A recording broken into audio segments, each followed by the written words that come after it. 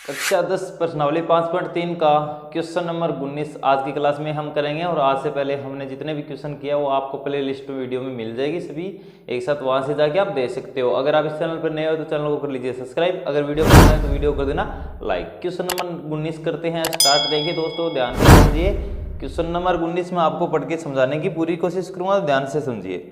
हमें दिया है 200 लट्ठों को एक ढेरी के रूप में इस प्रकार रखा जाता है कि सबसे नीचे की पंक्ति में हमें 200 लट्ठे हैं, उससे ऊपर की पंक्ति में नीचे की पंक्ति में कितने 20 लट्ठे हैं, उससे ऊपर की पंक्ति में कितने लट्ठे हैं 19 लट्ठे हैं, उसकी ऊपर की पंक्ति में 18 लट्ठे हैं इत्यादि। इसी प्रकार लट्ठे रखे गए हैं प्रत्येक पंक्तियों में।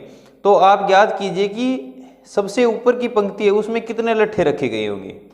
हमें क्या दिया है क्वेश्चन में, हमें इसने दिया है कि आपके पास कितने लट्ठे हैं, टोटल कुल कितने लट्ठे हैं 200 लट्ठे हैं।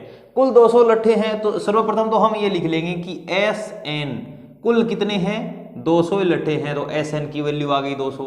सबसे नीचे की पंक्ति में इसने बोला है कि कितने लट्ठे हैं, सबसे नीचे की पंक्ति में 20 लट्ठे हैं, और उससे ऊपर की पंक्ति है उसमें कितने लट्ठे हैं, उसमें 19 लट्ठे हैं, और इससे ऊपर जो लट्ठी है उसमें कितने हैं 18 हैं। इस प्रकार ये चलते जाते हैं। तो आपको ज्ञात करना है कि सबसे ऊपर की पंक्ति है उसमें कितने लट्ठे रखे जाएं ताकि 200 लट्ठे हमारे पास है कुल हो जाए।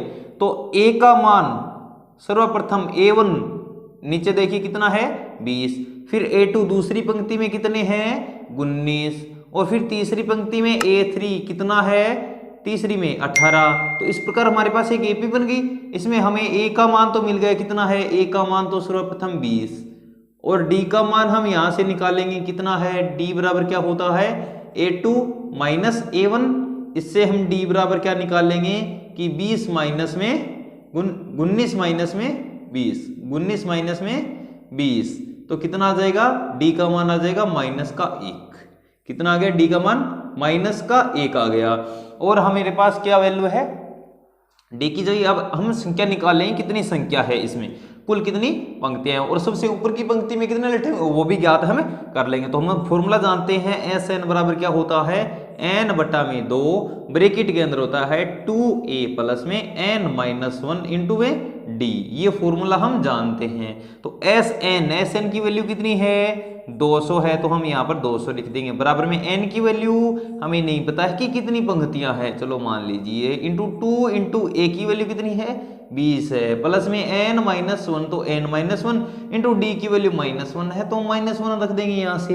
अब आ जाएगा 200 बराबर में कितना आ जाएगा n बटा में 2 ब्रैकेट के अंदर क्या है, अब 20 को करेंगे 2 से मल्टीप्लाई तो कितना हो जाएगा 40, प्लस में n माइनस 1 ब्रैकेट के अंदर क्या है माइनस 1।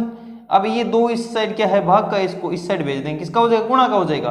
तो यहाँ से 200 को 2 से गुणा करेंगे तो यहाँ पर हो जाएगा 400, बराबर क्या आ जाएगा हमारे पास है n इंटू में 40। अब इसको अंदर गुणा ही करवा दीजिए, यहाँ पर क्या हो जाएगा माइनस का n, और यहाँ पर क्या है हमारे पास है n और गुणा, चलो कोई बात नहीं, माइनस का f साइड करेंगे तो यह जाएगा प्लस का 1। अब क्या करेंगे हम 400 यहाँ पर है तो 400 बराबर n का अंदर गुणा करा दो, यहाँ पर हो जाएगा 40n, ये इससे गुणा होगा तो माइनस का n स्क्वायर, ये इससे गुणा होगा तो प्लस का n, प्लस का 1n। अब ये संख्या मैं यहाँ पर लिख देता हूँ कितनी है 400 बराबर में 40n माइनस का n स्क्वायर और प्लस का n। अब क्या करेंगे सभी पदों को एक साइड ले जाएंगे क्योंकि हमारे पास एक द्विघाती समीकरण बन गई। इसके हम क्या करेंगे अब गुणनखंड से क्या करेंगे बच्चों हल करेंगे। तो यहाँ पर हम क्या करेंगे सभी पदों को इस साइड ले जाएंगे तो n क्या हो जाएगा, सबसे पहले स्क्वायर वाला लिख दें, n स्क्वायर हो जाएगा प्लस का, फिर आ जाएगा 40n किसका है 40n हो जाएगा माइनस का, n यहाँ पर है प्लस का, और एक ये कितने हो जाएंगे 41n हो जाएंगे, 41n इस साइड आएगा माइनस का, और ये 400 इस साइड ही रहेगा, किसका हो जाएगा प्लस का 400, बराबर आ जाएगा हमारे पास 0। सही है ना, ये हो जाएगा 41, सही ना। इसका गुणनखंड कितना आ जाएगा 400, 400 का एक अचर पद होता है उसका हम किससे गुणा करते हैं मल्टीप्लाई, एक है एक्स स्क्वायर के गुणांक से गुणा, इसका गुणांक क्या है, इसका गुणांक 1 है। यहाँ पर हमारे पास 400 है तो हम 400 का क्या ले लेंगे, एलसीएम ले लेंगे। तो कितना आ जाएगा, 2 से डिवाइड करेंगे इसको, कितना आ जाएगा 200 आ जाएगा। फिर 2 से करेंगे क्या आ जाएगा 100 आ जाएगा। फिर 2 से करेंगे कितना आ जाएगा 50 आ जाएगा। फिर 2 से करेंगे कितना आ जाएगा 25 आ जाएगा। फिर 5 से करेंगे कितना आ जाएगा 5 आ जाएगा। तो ये हो जाएगा 5 बचा 25 और ये कितना हो जाएगा 4, फिर ये हो जाएगा 8 और ये हो जाएगा कितना 16। तो हमारे पास एक तो संख्या आ गई 16, एक आ गई 25। इनको मल्टीप्लाई करने पर तो 400 आएंगे, लेकिन हम जोड़ के और घटा के भी देख लेते हैं क्या आता है। 25 में अगर हम 16 ऐड कर लेते हैं तो कितना हो जाएगा 5 और 6 11, 1 इधर का 1 2 और 2 कितने हो जाएंगे 4। तो ये हो जाएगा हमारे पास 41 हो गए। तो हमारे पास संख्या ठीक है। तो यहाँ पर आ जाएगा n स्क्वायर, यहाँ पर माइनस का n है तो n रहने दीजिए, ब्रैकेट के अंदर हम 41 को लिख सकते हैं क्या, 25 और 16 है ना हमारे पास। तो यहाँ पर आ जाएगा 25 प्लस में 16 इंटू n था, n प्लस का 400 है तो 400 बराबर का 0 है तो 0, ये माइनस वाला चिन्ह यहाँ पर। अब कर देंगे हम माइनस का अंदर गुणा, तो ये हो जाएगा 25 हो जाएगा माइनस का, n का भी इसके साथ गुणा कर दो, यहाँ पर आ जाएगा 25n। अब माइनस का गुणा प्लस के साथ तो माइनस, 16 का 16, n इसके गुणा में है तो 16n हो जाएगा, प्लस का 400 है तो प्लस का 400 बराबर 0। देखो मैंने पूरी कोशिश की है समझाने की, अगर आपको फिर भी नहीं समझ में तो आप कमेंट में बता सकते हो। इससे आसान इसका और कोई तरीका आपको यूट्यूब पर नहीं मिलेगा। देखो मैंने बहुत ही आसान से तरीके समझाने की कोशिश की। अब इसका हम 2 डिवाइड कर लेंगे, इन 2 पदों में से इन 2 पदों में से क्या कॉमन आ जाएगा। यहाँ से देखिए दोस्तों, यहाँ से हम n कॉमन ले सकते हैं। चलिए यहाँ से n कॉमन ले लें, यहाँ पर बचेगा हमारे पास n, यहाँ पर माइनस का यहाँ पर बचेगा ओनली 25। यहाँ से हम ले लेंगे माइनस का, देखो यहाँ पर माइनस है हमें माइनस लाना हुआ, तो यहाँ से हम 16 बार कॉमन ले लिए तो यहाँ पर बचेगा ओनली n। यहाँ पर प्लस था तो प्लस के अंदर कितने माइनस होते हैं, minus into minus, minus into minus क्या होता है बराबर प्लस होता है ना। तो प्लस को माइनस गुना माइनस लिख सकते हैं। तो एक हमने माइनस बाहर ले लिया, अंदर कितना बचा है 1 बचा है, वो हमने लिख दिया। 16 का भाग देंगे 400 में कितना आ जाएगा 25 आ जाएगा, बराबर हमारे पास 0 था वही। अब इन दोनों पदों में से और इन दोनों पदों में से n माइनस 25 कॉमन है तो हम n माइनस में 25 बार कॉमन ले लेंगे, अंदर क्या बचेगा n माइनस में 16, बराबर हमारे पास 0 था तो इन दोनों पदों के बराबर में हम 0 रख देंगे। तो n माइनस में 25 बराबर कितना आ जाएगा 0, n माइनस में 16 बराबर कितना आ जाएगा 0। तो n की वैल्यू यहाँ से तो आ जाएगी 25, इस साइड जाएगा प्लस का हो जाएगा, तो यहाँ से आ जाएगा 25। एक हमें n की वैल्यू 25 मिल गई, एक यहाँ से n की वैल्यू 16 इस साइड जाएगा प्लस का हो जाएगा, तो n की वैल्यू हमारे पास आ गई 16।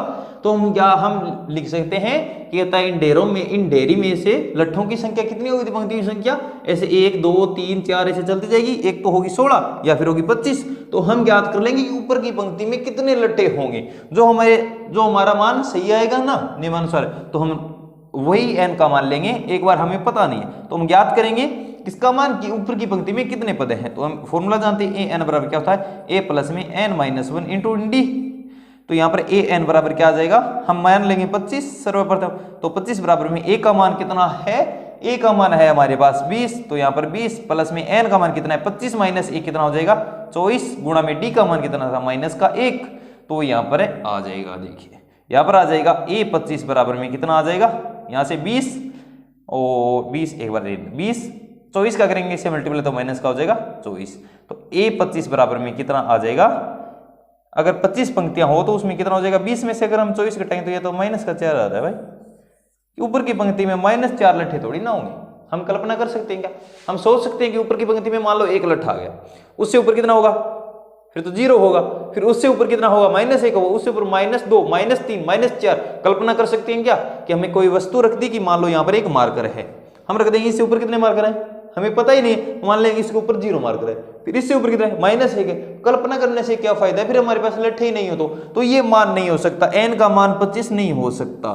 तो हम लेंगे अब n का मान 16, तो an बराबर फॉर्मूला होता है a प्लस में n माइनस 1 इंटू डी। इस फॉर्मूले से हम रखे देख लेते हैं, n का मान मतलब 16 रखेंगे बराबर में a प्लस a का मान कितना है, a का मान है 20 हमारे पास, प्लस में n माइनस 1 n का मान कितना है, n का मान 16 माइनस 1 करेंगे तो ये जाएगा 15, गुणा में क्या है d का मान कितना है -1, यहाँ पर रख देंगे तो a 16 बराबर कितना आ जाएगा, यहाँ पे 15 किसका हो जाएगा माइनस का हो जाएगा इसे गुणा के बाद, तो 20 माइनस में हो जाएगा 15, तो a 16 का मान कितना आ जाएगा, यहाँ से आ जाएगा 20 में से गई तो 5, तो n का मान आ गया 5। ऊपर की पंक्तियों में अगर 16 पंक्तियां होंगी तो उसमें 5 लट्ठे होंगे, तो हम लिख देंगे कि सबसे ऊपर की जो पंक्ति है उसमें 5 ही लट्ठे होंगे और कुल पंक्तियों की संख्या होगी 16, तो उसमें अगर टोटल ऐड करें तो हमारे पास 200 लट्ठे होंगे। यही क्वेश्चन में पूछा था। आगे जो लाइन होती है वो तो आप लिख सकते हो। अतः कुल पंक्तियों की संख्या होगी 16 और उससे ऊपर की पंक्तियों में लट्ठे होंगे 5।